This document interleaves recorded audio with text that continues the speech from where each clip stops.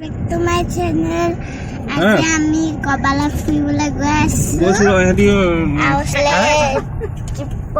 টিপম দাদা চলাইছে। নামটো কৈ দিয়া টিপম দাদা। দাদা ঠিক আছে। ফোনত কথা পাতি আছে।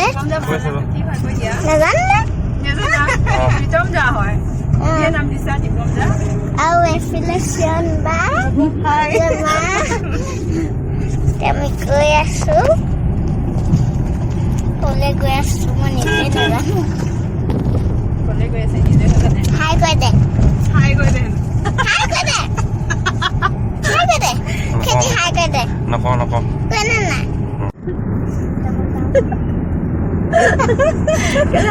ভাল লগা দিন আমাৰ কাৰণে। আজি চিমৰন আজি নহয় কালি আহিলে।